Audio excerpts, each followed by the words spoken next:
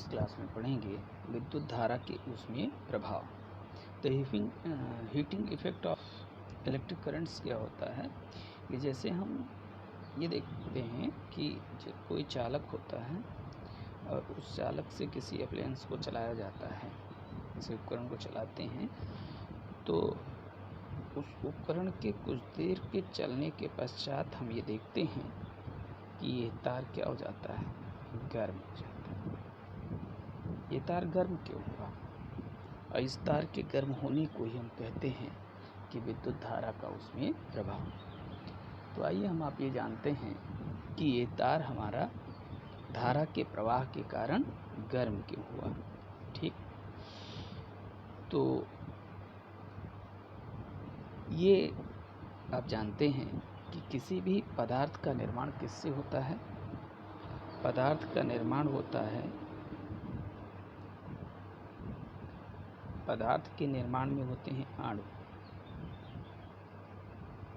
ठीक, और अणुओं के निर्माण में होते हैं परमाणु। ठीक, तो देखिए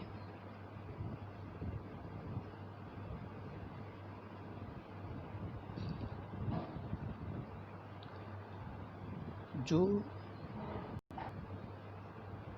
पदार्थ है, पदार्थ का निर्माण किससे हुआ? अणुओं से। अणुओं का निर्माण किससे हुआ? परमाणुओं से हुआ। अब परमाणुओं का निर्माण किससे होता है?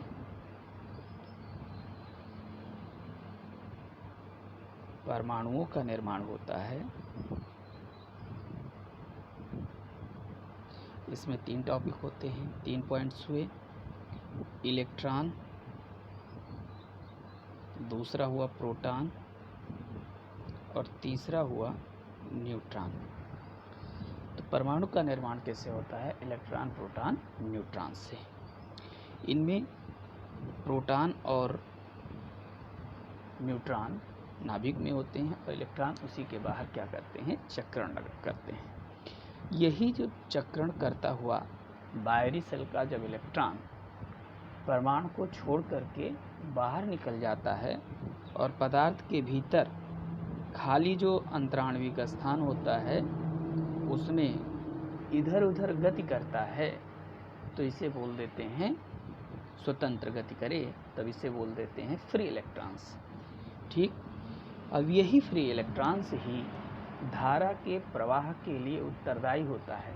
इन्हीं की संख्या जितनी अधिक होती है उतना ही अधिक पदार्थ की चालकता अधिक होती है। ठीक, ना ही पदार्थ की चालकता क्या होती है? अधिक होती है। ठीक,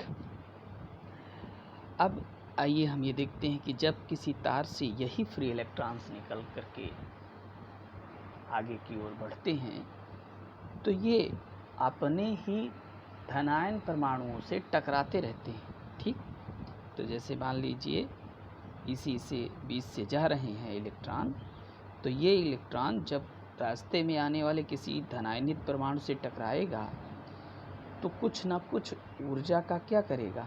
ह्रास होगा। ठीक, और उस ऊर्जा का ह्रास ऊष्मा के रूप में हो जाता है और वही थोड़ी थोड़ी ऊर्जा क्या करती है? तार के ताप को बढ़ा देती है। तार के ताप को क्या कर देती है? बढ़ा देती है। ठीक, और इसी को हम कहते हैं विद्युत धारा का ऊष्मीय प्रभाव। इसका मतलब ये हुआ कि विद्युत धारा के प्रवाह के कारण किसी चालक तार के ताप के बढ़ने की घटना को ही हम विद्युत धारा का ऊष्मीय प्रभाव कहते हैं। ठीक, आइए इन घटनाओं को कहाँ हम देख सकते हैं, उनके एग्जाम्पल देख लेते हैं। तो देखिए, यह घटनाएं हम देखते हैं विद्युत बल्ब में। बल्ब इसी घटना के आधार पर हमें प्रकाश देती है, ऊष्मा देती है। हीटर हुआ, गीजर हुआ, विद्युत इस्त्री हुई, ठीक, विद्युत आर्क हुआ, इत्यादि सभी उपकरण क्या करते हैं? विद्युत ऊर्जा का ऊष्मा में रूपांतरण करते हैं।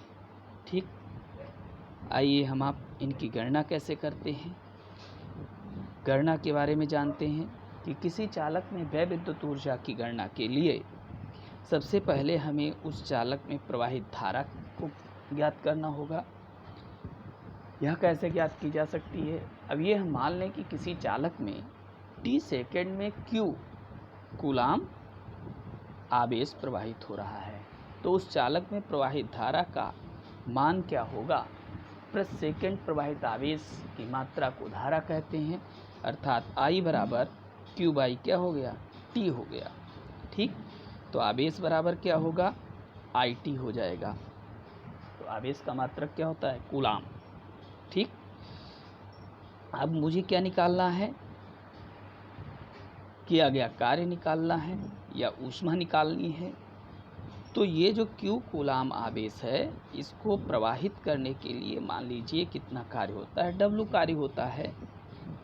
तो जिस चालक के सिरों के बीच इस आवेश को प्रवाहित किया गया, यदि इस चालक के सिरों के बीच विभवांतर क्या हो? B हो, तो इस आवेश को प्रवाहित करने में किया गया कार्य W बराबर क्या हो जाएगा? V into Q। ठीक, क्या हो जाएगा? V into Q। और अगर हम Q को हटा करके IT रख दें तो W बराबर क्या हो जाएगा? VIT। तो इस समीकरण से हम क्या करेंगे? उस चालक तार में प्रवाहित मतलब उस आवेश को प्रवाहित करने में किया गया कार्य कितना होगा, इसकी गणना कर सकते हैं। ठीक, अब मान लीजिए कि हम अन्य पदों के रूप में कार्य की गणना करना चाहें। मान लीजिए ये सब जो वैल्यू हैं इस फार्मूले में ये आपको मालूम ना हो तो हम मान लीजिए चालक का प्रतिरोध पता है। ठीक, तो उस चालक के प्रतिरोध की सहायता से और धारा की सहायता से क्या निकालेंगे? विभवांतर निकाल लेंगे। ठीक, क्या निकाल लेंगे? विभवांतर निकाल लेंगे। ठीक, ओम के नियम से। तो I बराबर अब यहाँ से क्या आएगा? B by R। ठीक, इसी को इस समीकरण में उठा करके रख देंगे तो कार्य का दूसरा या ऊष्मा का या ऊर्जा का दूसरा फार्मूला आ जाएगा W बराबर I स्क्वायर RT। ठीक, अब यहाँ पर I का मान अगर रख दिया जाए, ठीक, इसी समीकरण में, तो हमारा क्या बन जाएगा? यह समीकरण कार्य का W इक्वल हो जाएगा B स्क्वायर T अपान R। तो देखें विद्युत ऊर्जा या उसके कार्य को निकालने के लिए इतने फार्मूले हुए। एक हुए